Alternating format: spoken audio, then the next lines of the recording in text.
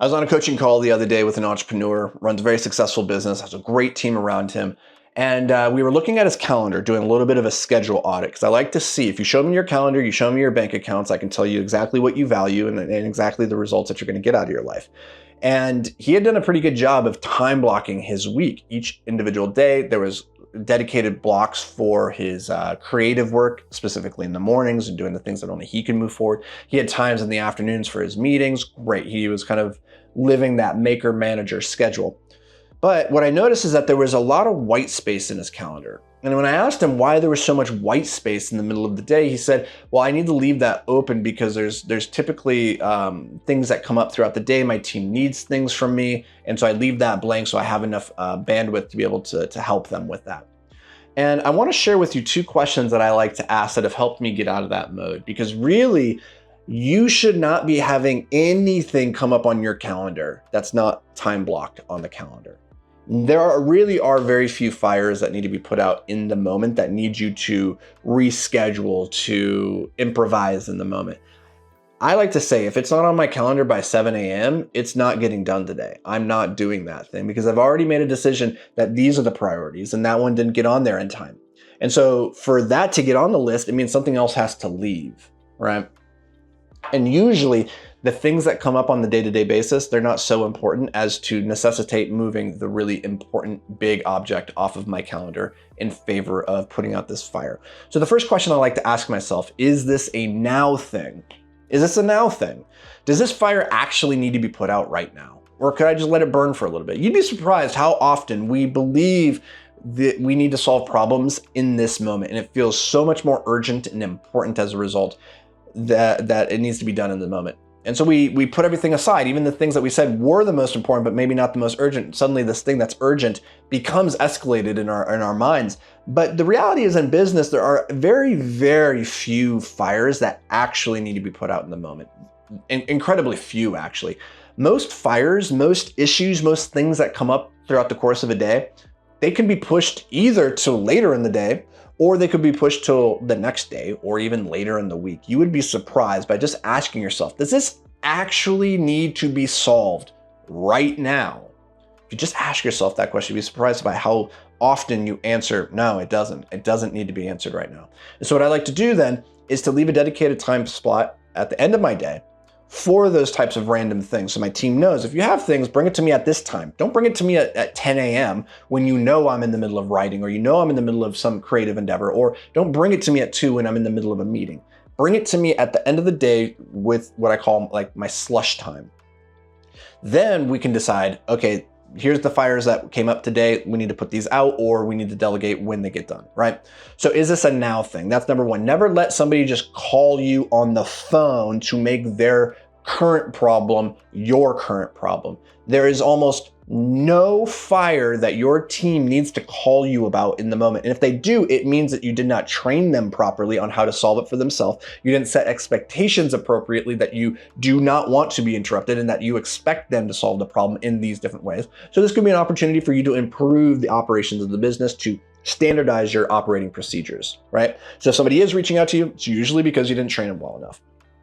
You didn't give them the tools and the resources to make the decision on their own. Second question I like to ask, is this a me thing? Is this a me thing?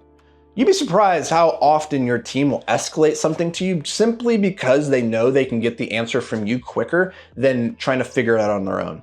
The problem with this is it makes you the linchpin. It makes you the constraint in the system. It means everybody's always coming to you and making their problems your problem because you used to wear their hat. You know your business better than they do. You know all the nuances. You know how to solve the problem faster and better than they do. And so you could give them the right answer, but all they are then is an extension of your brain. You are the genius with 1,000 hands rather than a business of 1,000 geniuses. So if you keep answering the questions for your team, you make it so that you are the singular brain and they are just an extension of your will. That is not a great way to build a business that works without you. I will tell you that you will grow to hate that business very quickly. So when people bring me a problem, I ask myself, is this a me thing? Is this something that I need to be the one to solve? 99% of the time, it's not. I just take the Socratic method and I start asking them questions to help them understand that they could problem solve this on their own. So what's it? The 1-3-1 method, where they bring one problem, you ask them for their 3 proposed solutions and their 1 recommendation. So they come with this problem. Cool. What are your 3 options for solving this? What have you thought through already? Well, I thought about this, this, and this. Cool. What's your 1 recommendation? This.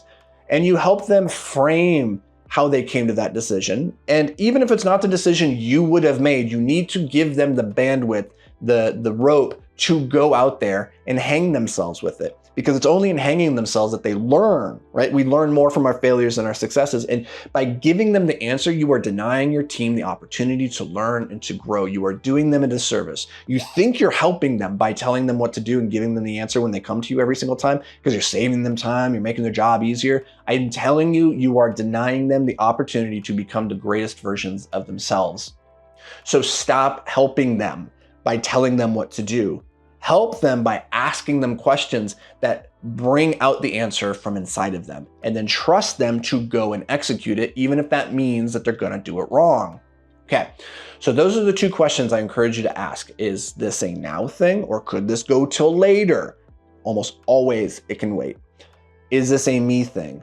In practically every scenario where somebody on the team is bringing you a problem that you did not generate yourself, it is not a you thing. If you are building the machine that builds the machine, that is, you are building the team that builds the machine, you need to be very clear about what are the problems that you need to be solving. And you have created your calendar, your schedule as a result of that. The decision that you have made, the judgment you have deployed to say, this is my highest and best use of my time. Do not let things come up from the bottom to solve other people's problems or to put out their fires right now. Do not do that. You need to stay operating on the highest level of the business. You cannot go to the bottom of the mountain and help bring up all the tools and the resources, right? You need to stay up there and keep pointing the direction.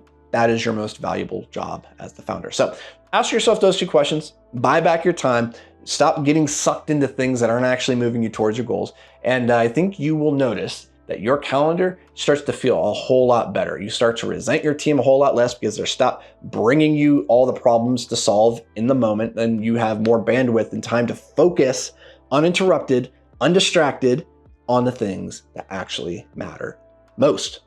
So take that and run with it. I appreciate you guys being here. We'll catch you in the next episode. Until then, stay hyper-focused, my friends.